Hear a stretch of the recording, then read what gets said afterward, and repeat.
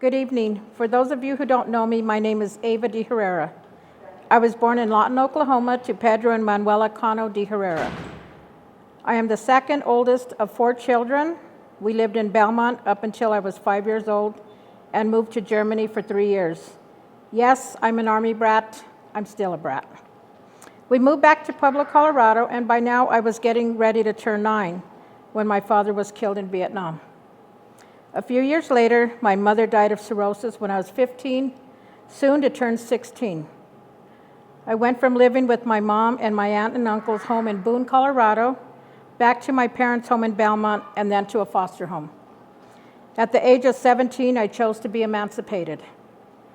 I paid rent on a small duplex with my VA and Social Security benefits on the Lower East Side of Pueblo while attending East High School, which is where I graduated from.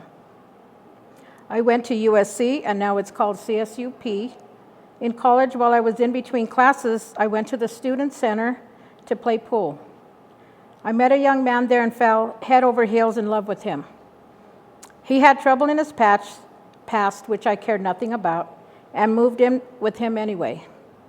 Well, his past caught up to him, and while he was in jail, I married him in the basement of the courthouse. That should have been my first clue. He was soon transported to Canyon City. He was gone for a year and a half in prison. During that time, I stopped attending college, moved in with his parents. I was pregnant and with his child, and after 18 months of our daughter's life, my husband got out of prison, and we moved to Denver, where I thought I would be living a Cinderella's life. Life was good for a few months, then the abuse started. The abuse started while my daughter was almost 2 years old. If I asked him a question like, "Where are you going?" I would get hit. I remember having his clothes washed, ironed, and hung up so we could do things as a family on the weekend.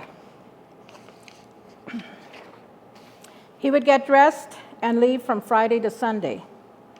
I started to dread the weekends, especially having to face the landlord when rent was due. What was I going to tell him? I hadn't seen my husband in days. I was home alone with our baby girl. I would take a bus and go back to Pueblo from time to time to escape the abuse, and by now I was pregnant with our second child. I remember walking all over Denver carrying 2 babies. I needed to get my children's paperwork ready in case I would leave my husband, their Social Security cards, immunization records, etc. We all decided to move to Colorado Springs, and I thought life with my husband would get better, but it wasn't. While I was trying to escape from him in the car, I let the car roll back, and it ended up on top of my leg. The neighbors had to lift the car up so I could get it off my leg.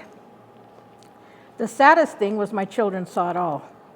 They were traumatized, and I knew I had to get away from my husband. I didn't want my kids to grow up and think this was how life should be. I thought to myself, if this is marriage, I want out. I sold my car, put our furniture in storage, and my children and I fled to New York to live with some friends. My children and I stayed there for 3 years before moving back to Pueblo. I recall my husband saying, "If I ever saw you with anyone, I'd kill you." I believed his words. By the grace of God, he took them out of my life. My children and I showed up at the women's shelter on 8th and Santa Fe, the YWCA, which is now Mariposa Center for Safety. We stayed there for 2.5 months, and I was glad there was a safe haven to go to. While my children and I were there, the shelter offered us counseling, days of making crafts, and swimming. We met some incredible women there. I never knew there were other families going through the same thing as us. The shelter brought our family together as a whole through all the pain and suffering. It was like a sanctuary to rebuild, structure our lives, gave us purpose, hope, and peace. It gave us faith. We were placed on housing, received aid through DSS so I could continue my education. I graduated from PCC with a travel and tourism degree and got hired at the Greater Pueblo Chamber of Commerce. I've been employed there 25 years. I'm the membership specialist, Veterans Parade coordinator, and the military affair facilitator, amongst other titles. I would often drop clothes off at the shelter and wanted to tell some of the women victims If I can escape an abused husband and succeed in life, so can you. There is life after abuse. I have since forgiven my ex-husband and found peace in my heart. My name is Ava DeHerrera. So remember, we all have one life to live.